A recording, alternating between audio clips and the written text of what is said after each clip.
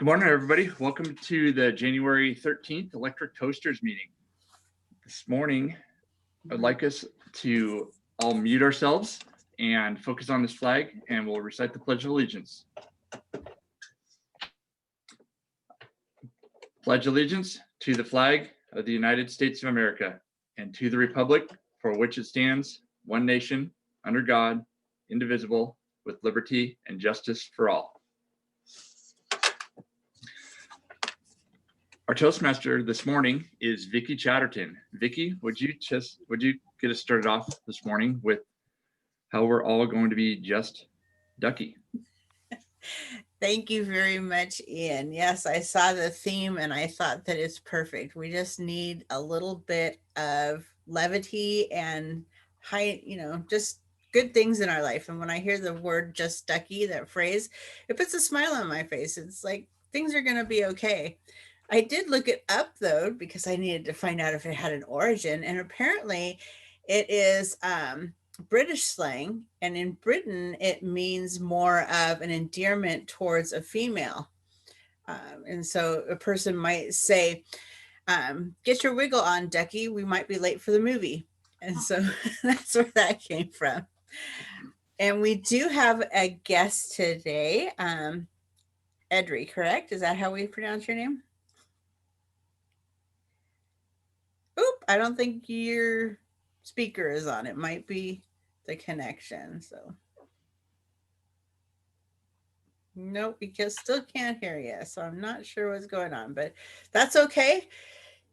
And it looks like Kelly's reconnecting also. But welcome, Edry and Amber. So nice to see you. We have an agenda. I don't know if our guests were sent the agenda as well. If anybody has a joke of the day, we're not very comical in the morning. That's okay. That's all right. The way the Toastmasters meetings runs is we have an agenda and we have different roles that we fill. And at this point, I would like to introduce our general evaluator, who will be telling about her role in the meeting. And so at this point, I would like to turn it over to our general evaluator, who is Mary Cyree this morning. Thank you, Vicki. Thanks for that nice introduction and the information on just Ducky. My mom used to say that all the time. And for me too, it makes me smile and it makes me think of her. I am the general evaluator, and at the basis of our Toastmaster activities is self-improvement. And how can you get better if you don't know what to improve? So we offer each other evaluations and critiques based on our speaking, our content, our timing, excuse me, our grammar, and our filler words. I have an evaluation team to help me with that. And we would normally start with a speech evaluator, but today we don't have anyone signed up to give a speech. Last week we had 2. In the coming 3 meetings, I think we have speeches assigned, but today we don't have any. So we will go on to the awe counter, and today Ron Slabaugh has filled that role. Ron, tell us about the awe counter. Hey, thank you, Mary. Morning, everyone. Morning, Edry and Amber. Good to see you here. I'll be the awe counter this morning, and what I will be doing is keeping track of what we call these filler words that make their way into our sentences. A lot of times this happens when we have a pause, and we don't like a pause, so we fill it with these words that don't necessarily add value. Examples are the ums, the us, the ands, the buts, the likes, the so's, always, repetitions, and of course there's some others. So I'll keep track of these with the various folks that will be speaking and report back at the end of the meeting. Back to you, Madam General Evaluator. Thanks, Ron. We're also listening to our English, and today our grammarian is Lloyd Smith. Lloyd, tell us about that role, please. Thank you, Mary. The purpose of the grammarian is not to serve as grammar police. It's just to try to enhance the way we use the language. That has 2 elements to it. One of them is that we have a word of the day. And this is a word that you're encouraged to use correctly in the meeting and then also out in the outside world as well. Today's word of the day is ironic. And the reason I selected this word is that I've heard it used badly so many times. Lots of people use ironic when they actually mean coincidental, like it's ironic I ran into my next door neighbor over at Fred Meyer. Well, no, it's not. It's a coincidence you ran into your next door neighbor. And irony is something that happens in the opposite way to what's expected or spoken about. And it typically causes some amusement, although not necessarily. Here's an example sentence. It's ironic that people have plenty of money, apparently, but there's no place to spend it because of the COVID-19 restrictions. I'll also be looking for especially good turns of phrases, pardon me, and so on during the meeting. Back to you, Mary. Thanks, Lloyd. Word of the day is ironic, especially remember that during table topics. Finally, we have our timer so that we can compartmentalize our speaking turns. And Ian Adams is our timer today. Ian? Thanks, Mary. My role as timer is to keep track of the various speaking roles that we have during the morning's meeting. And the reason for this is to keep ourselves on schedule. Many of us have very busy schedules throughout the day, and we want to ensure that we can be courteous of the following events. This morning, well, typically we would time our speech role, our speech evaluation role, and our table topics role. This morning, we only have table topics, so I'll be timing those. Those are an opportunity for us to speak just based on some questions that we'll hear later today from our table topics master, and those speech opportunities are 1 to 2 minutes. At the 1 minute mark, I will flash a green piece of paper indicating that it's time to, or that you've met the minimum time for the speech. At 1.5 minutes, I'll flash a yellow piece of paper. And at 2 minutes, I will flash the red piece of paper indicating that your time is up. Thank you. I'll report back with our times at the end of this morning meeting. Mary, back to you. Thanks, Ian. And indeed, the entire evaluation team will speak and deliver their reports at the end of the meeting. My job as general evaluator is to evaluate the meeting as a whole. And it's pretty fun. I could just say whatever I want at the end of the meeting as regarding today's Toastmaster meeting. And now I will turn it back to our Toastmaster, Vicki Chatterton. Thank you, Mary. Because we do not have a speaker, and I do want us to have enough time to have table topics, I just want to give a quick update about Speechcraft and what is going on with that before we get started. So Ian, if you could just time me for the 2 to 3 minutes, just so that I know that I haven't gone over too long, and we can then get started with table topics. I have gone around and purchased the program for the Speechcraft, and they have now updated it in Toastmasters to reflect what Toastmasters education program is now becoming with Pathways. And I'm finding that a great thing because we want it to coincide with everything that's going on. What I did purchase was the digital package. And when I downloaded everything, it did not have very much information in it other than publicity and marketing flyers, which I have gotten to Kelly, and Mary have been working together in a great team, refining those, and now those are out as far as publicizing it, because we do want to start on our February 10th date. And what is happening now is I then reached out to Toastmasters International and said I did not see anything else. And I, in fact, even had Lloyd look at the description of what I purchased to make sure that I purchased the correct thing. And he's like, yes, you did, but I'm not sure. So I reached out to Toastmasters International. They have gotten back to me. I should be able to get into the program electronically now and see what's going on as far as that. So things are moving right along. We do have limited space, so we want to make sure that those who are interested get in. So in the next day or two, you should see more information about how to sign up and all of those parameters. I know Kelly and our guests, some of them have been waiting to find out exactly how to sign up. I should have that information within the day or two. I'm just trying to go through all of the material and make sure that before I start the process, I know what I'm doing, because like I said, this is a new program that is going in with our Pathways, which is our educational program. And when you're learning something new, sometimes it just takes a little bit of time. And so I'm looking forward to starting this program, and I will go ahead and now introduce our Table Topics Master of the Day, who will explain what she will be doing this morning, and we'll get this party started. Kelly.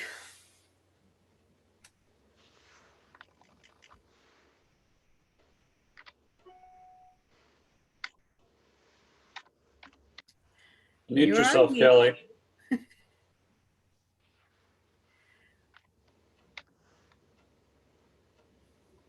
Oh, technology is so wonderful. Now we can hear you.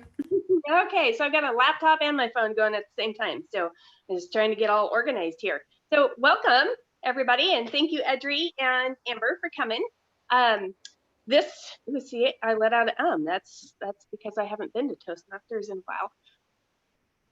I am doing Table Topics, and Table Topics is this really fun, it's kind of a game, and you probably even heard of the Table Topics game, and it's an opportunity for us to practice impromptu speaking, and I like to have fun with it. So apologies for my weird questions, but I like to have a little bit of fun with this. It's 7 o'clock in the morning, and if it can't be fun, then it's hard for me to get up and get here for that. So Edri and would you like to participate? Good, good. So, Good morning, Alan. I'm glad you were able to join us.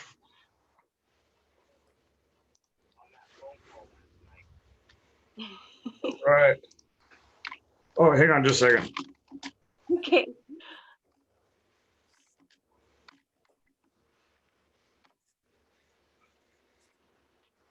Okay, Alan's got audio issues, but Amber, Edri, I'm just listening into this Toastmasters thing, but I'm not involved in it other than they just said welcome, so I had to say thanks. thank you. So I'm going to go ahead and get started on our table topics that we have. Move around, my background's a little weird. It's weirding me out, so I'm going to try to just not even look at it. So January 13th is National Rubber Ducky Day, and the famous puppet, oh Lord, Ernie of Sesame Street declared his Rubber Ducky's birthday as January 13th, and thus began Rubber Ducky Day. I'm not going to sing the song for you, but we all know how it goes. The ducks are made from vinyl these days, but they have their origins as a toddler's bath toy, teaching them to grasp, and they're safe to chew on, and they're fun to play with. Rubber ducks are viewed by most people as a happy and fun item that usually brings a smile. So can you tell me of a toy from your childhood that still makes you smile? James?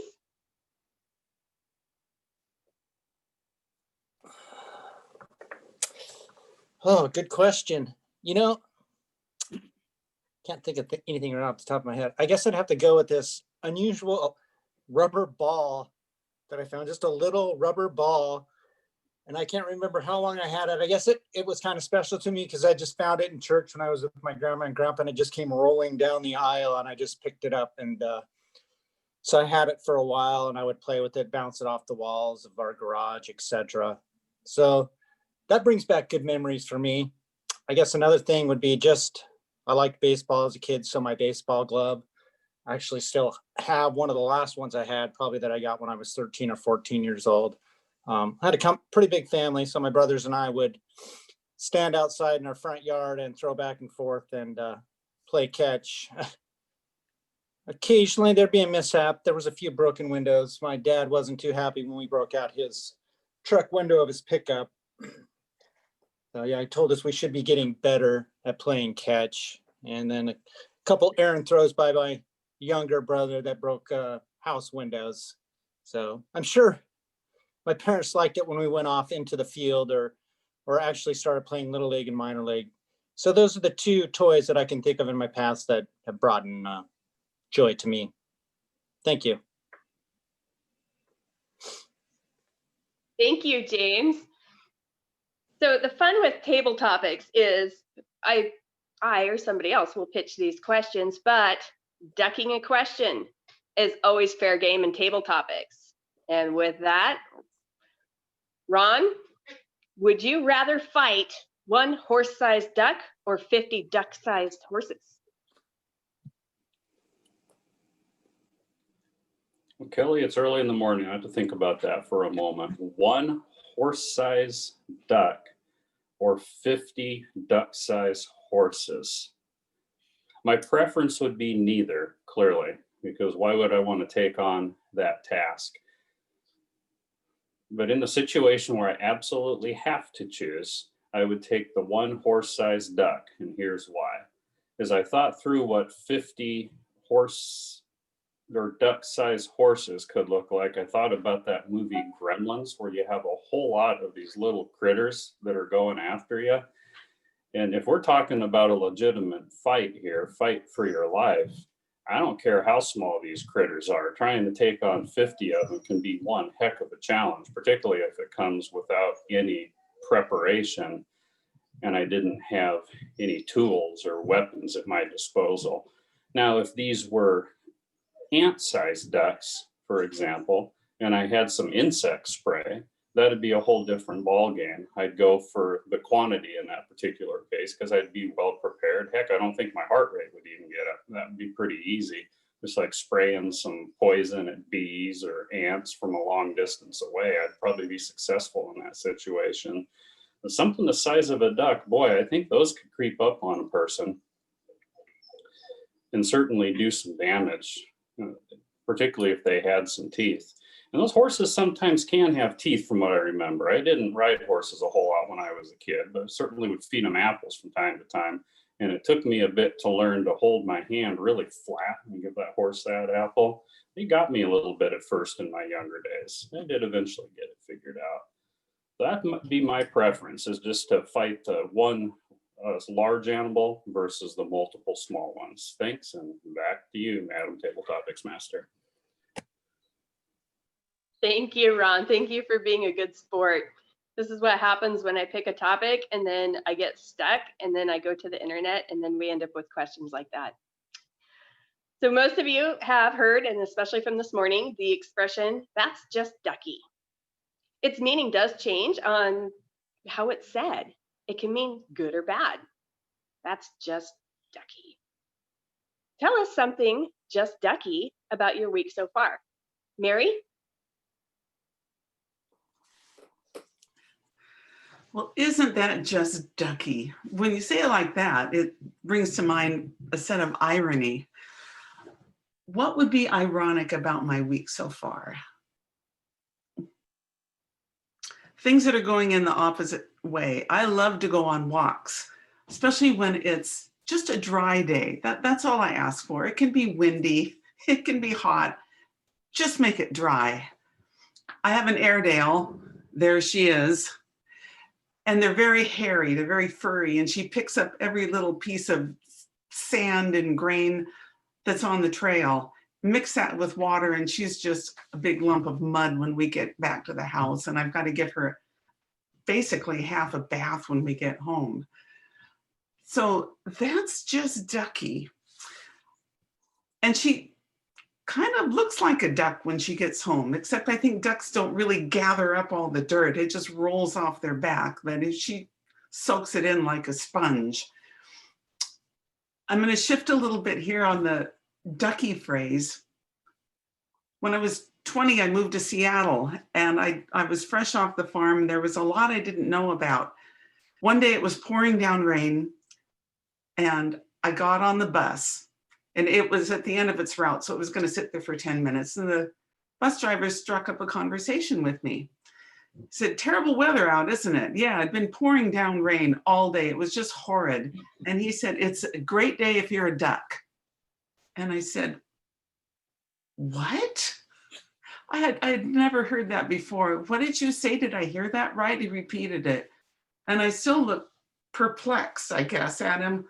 "What are you talking about?" And he turned around at me and he said, "If you're a duck, you would like this kind of weather because ducks like to be wet. It just rolls off them. Do you get it?" Like, Okay, yes, I get, that was funny. That was funny, Mr. Bus Driver.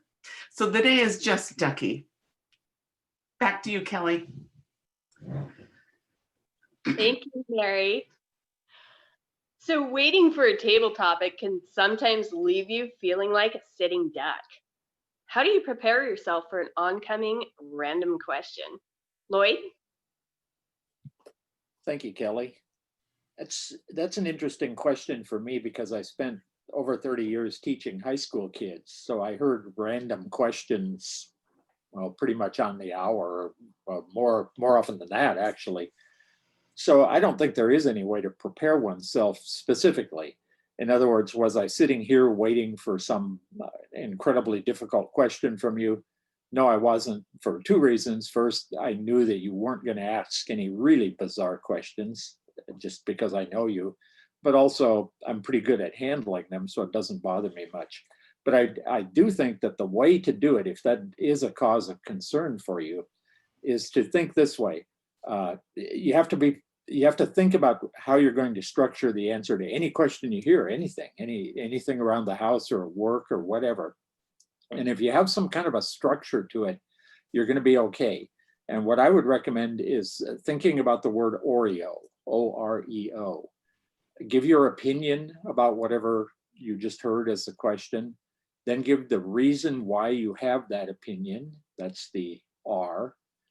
Give an example or two if you can come up with one, that's the E, and then restate the opinion. That'll create the impression in the listeners' minds that you're a very thoughtful and well-organized person, regardless of what you say. Remember, in most of the time, if you can convince people you know what you're talking about just long enough that you get away from them, you're going to be okay. Back to you, Table Topics Master. Thank you, Lloyd. One of the things that I noticed yesterday when I was researching with our YouTube channel and trying to populate some of our not our feed, but our library, I suppose, is all these different methods of handling table topics. And one of the videos was about lying. And it's okay to lie in Toastmasters, to just do these table topics. And I thought that was kind of fun for handling weird table topic questions. Being where we are with politics and lame duck sessions these days, I'd like to actually avoid politics and ask you what you do to disconnect from all of the chaos of the outside world and find your happy place. Ian?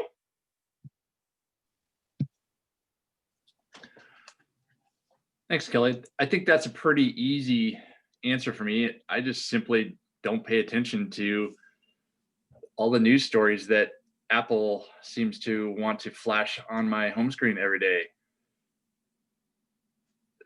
A simple swipe to the right and clicking that little red button clears it off of there, and then go about my day in, I guess, a bliss of some sort, that I'm not getting wrapped up in what the rest of the country or the rest of the world is getting uptight about.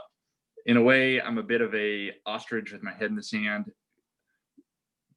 knowing that I at times will be that ostrich. I am aware of the fact that if you don't pull your head out of the sand from time to time, you're going to get run over by a truck.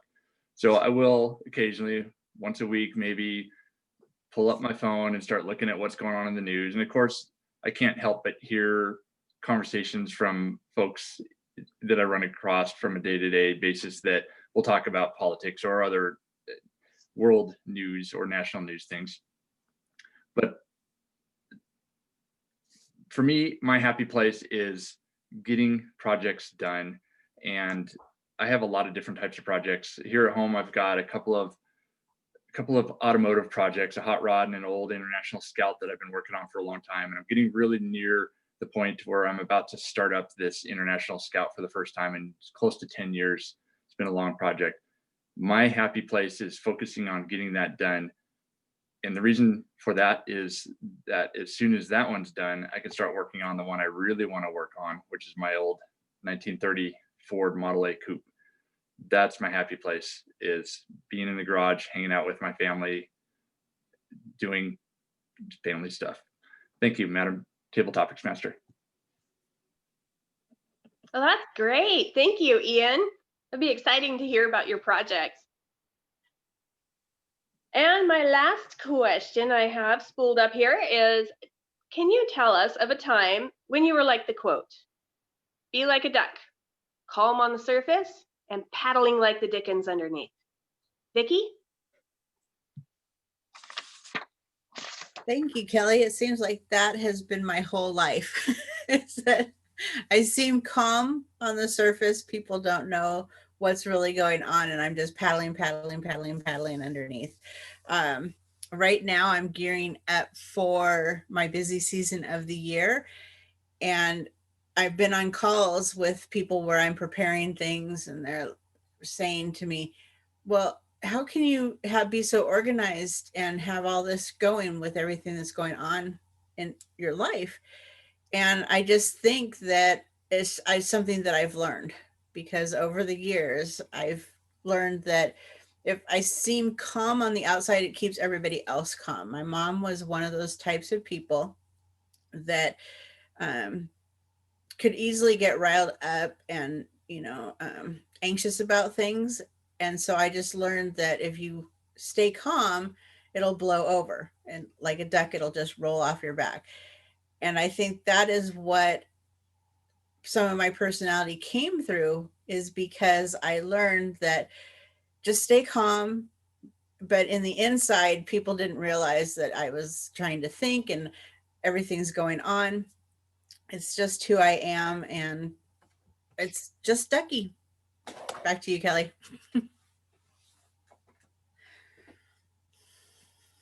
Thank you, Vicki. I appreciate everybody hanging in there and dealing with my crazy table topics. I get a little out there with my table topics, but again, fun. So thank you for bearing with me, and I hope you have a wonderful day. And I don't have any other duck things to offer you, so I'm going to turn it back over to Vicki. Great. Thank you so much, Kelly. One of the reasons I joined Toastmasters was because of table topics. It gave me a chance to practice this extemporaneous speaking. I'm the type of person who, when somebody asks me a question, I wasn't quick on my feet and wasn't able to answer, as Lloyd said, in the Oreo form and make myself sound as though I knew what I was talking about. And then 5 minutes later, an hour later, after the conversation, I would think about everything that I could have said, but I am learning how to become better at that. At this point, we are going back to our evaluation portion of this meeting, and I'm going to turn it back over to our general evaluator, Mary.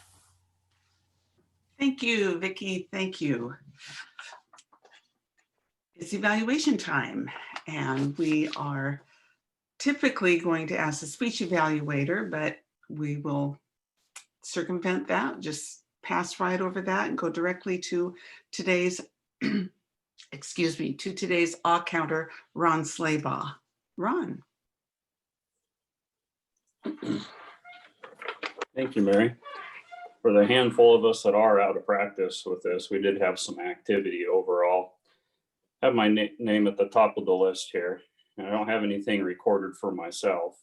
However, based on my past awe counter activity, it stands to reason that I had some ands and some uhs, probably about 2 to 2.5 times the uhs to the ands. And I'm sure I squeaked 1 or 2 repetitions in there because that's just my nature. Vicki, and was your go-to for this meeting, an a handful of so's, and a like. Mary only recorded 2 ands, a like, and a so. Mary's typically pretty clean with her words. Ian, same thing, just an and a but, and an I guess that made its way in there as a transition. For folks that are listening, particularly the guests, you'll note with Ian's speech, he does have some pauses in there where normally folks would put filler words in.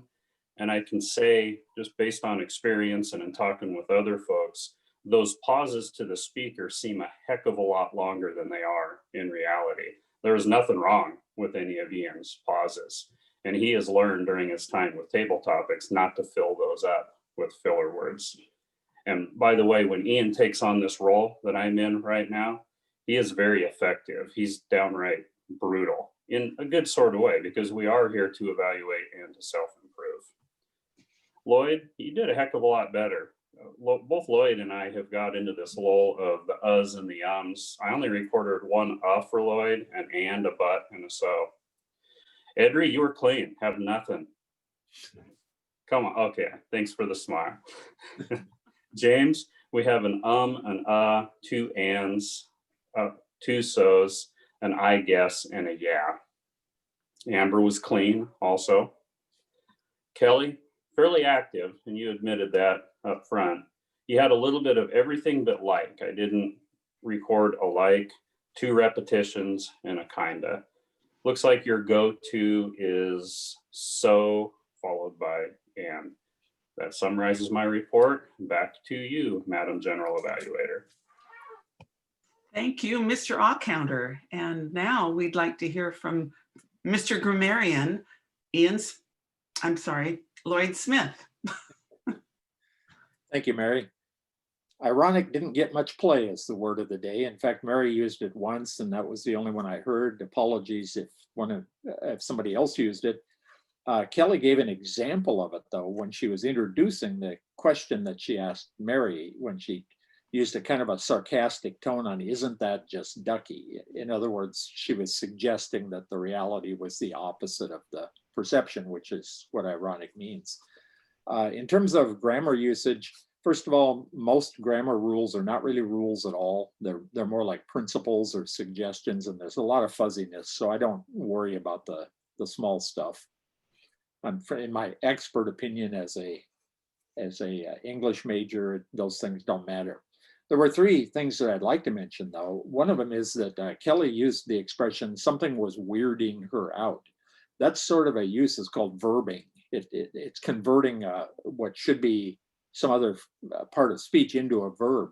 And verbing really weirds the language. So it's probably something to try to avoid. It's more of a slang type thing, I guess, than a mistake, but nonetheless worth avoiding.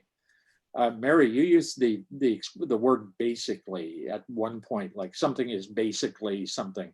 That's not incorrect at all. But if you think about it, that's become a kind of an empty word. I know some people who use the word basically a lot. I mean, several times per sentence.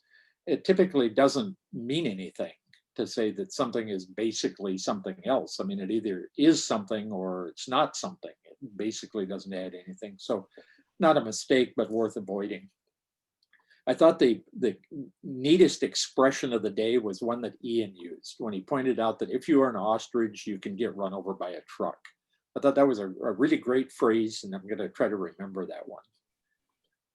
I probably won't credit you, Ian, but hey, that's the way life goes. You know, I believe in copyright. I copy whatever I don't want to write. And with that, I will turn it back over to Mary. Thanks, Lloyd. That made me laugh. And our timer today was Ian Adams. Ian, give us your report, please.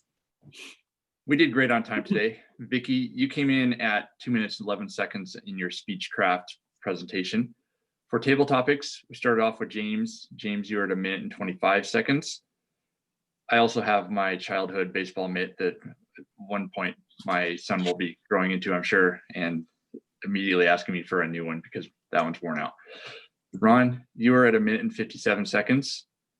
Mary, you came in at 2 minutes and 10 seconds, still within that little bit of allowable buffer. Lloyd, you were at 1 minute and 38 seconds. I came in at 2 minutes and 1 second. And Vicki, your table topics was 1 minute and 22 seconds. Back to you, General Evaluator. Thanks, Ian. And now for my evaluation of the meeting. I like that this was a timely meeting, that everyone was here at 7. It may have just been at 7, but everyone was here. And thank you very much for that. It allows us to start on time and just flow through the meeting. Just boom, boom, boom. Everything happened as it should. Kelly, I loved your theme. Don't apologize for it. It was just exactly what we needed, some mirth for these dark times.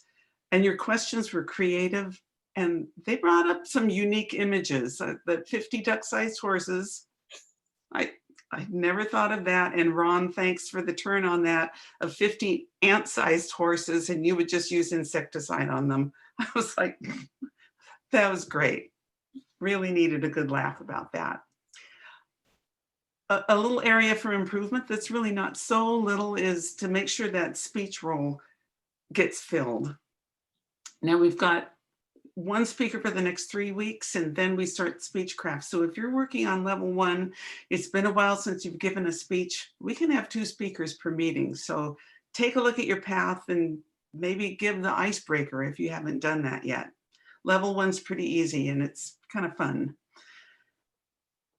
And for that matter, sign up for the evaluation roles in advance. Make Kelly's job a little bit easier, just to have the agenda filled and she doesn't have to keep after us. Our 3 guests, thank you very much for coming. It's great to see you, and we hope to see you next week and in the future. Madam Toastmaster. Thank you very much, Mary. We're a little bit, have a little bit of time left, and I'm going to ask our guests if they have any questions. But first, I just want to go over kind of the general gist of Toastmasters. If we were in an in-person room where we were all together, we would be clapping every time we changed roles. And so this is why people are going like this, it's the silent clap. So that's why we do this. We also would be changing over with a handshake, but because we don't have art in person, we wouldn't be doing that. And then also I wanted to point out that Zoom has done another update. So make sure that you have the most current version of Zoom. It may, in fact, if this is the first time logging on Zoom since they've done the update, after we sign off, it may ask you to do that. Just make sure that you have the most current edition. And they're making changes to Zoom all of the time because it has become the platform that so many people are using. And it's really nice because they've made a great deal of improvements. And so I think what I'll be doing is just giving tips about Zoom every meeting because it will help your Zoom practice. So today's tip is there's a button called reactions, and it used to just be 2. It used to be a clapping emoji, which is this one. And then it used to be a thumbs up. But now it's also got a face like that, and heart, and celebrations. So we have those. And then they moved the raise hand when people have questions. Oh, and you can do 2. I didn't even know you could do 2. That's pretty cool. All right. So anyway, I just want to let you know that those features are on there now if you have the updated version. So you'll know if you need an update if you don't have all of those on your computer right now. At this point, I would like to ask our guests if they have any questions. And Edri, I know that your audio doesn't seem to be working too well. So if you do have a question, type it in the chat and we will be able to answer it. So Amber, Alan, Edri, any questions for us? Good morning. Good morning. I do not, well, yes, I do have a question. Is there somewhere that I could go to look at to improve or to be more prepared for these tabletops and speeches and things like that? Is there something on the Facebook group or a website? That is a great question. My first response is just come to meetings for practice. With table topics, that's just how you prepare. And it seems like Lloyd has some great information as well. Yeah, if you go to YouTube and look for Toastmasters speeches, or, search for those, you'll find a lot. But by far, the best way to be prepared is just to do it, to show up and just do it.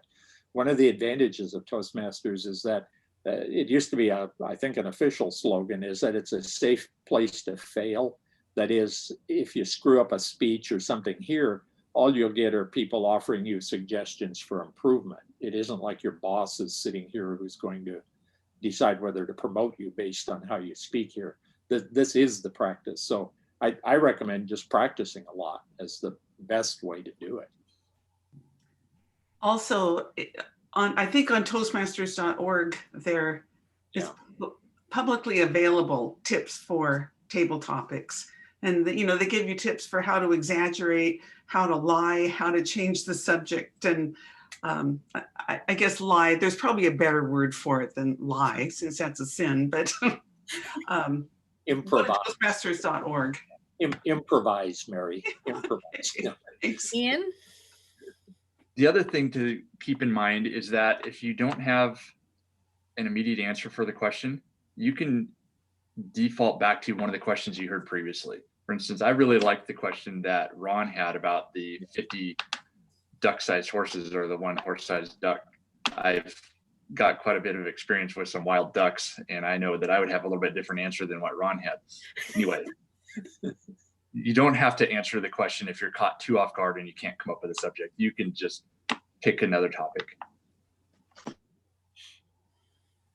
How do you track all of what you just went through with the grammar and the words that are fillers? How are you tracking that? It's not manually, right?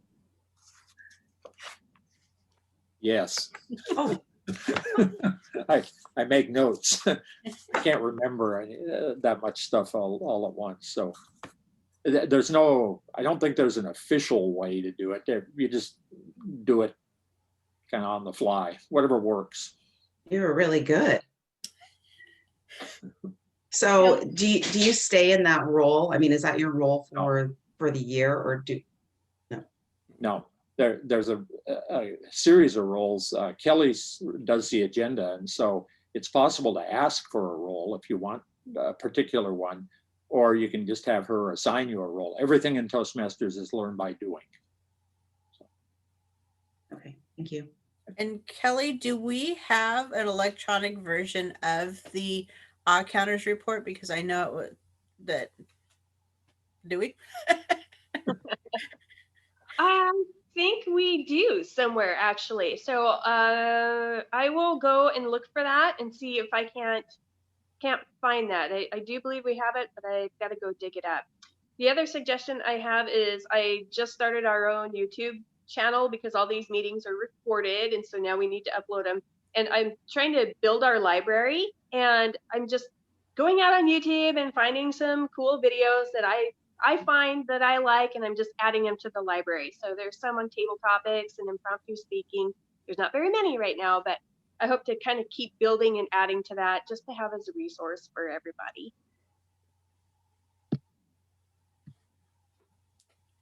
Great. Any other questions? Comments? Okay. No. Wonderful. Thank you, Alan, for being here. We appreciate it. Hope to see you next week. And if there are no other questions or comments, I am going to go ahead and adjourn the meeting. Thanks, Vicki. Thanks, everyone. Thanks, everybody.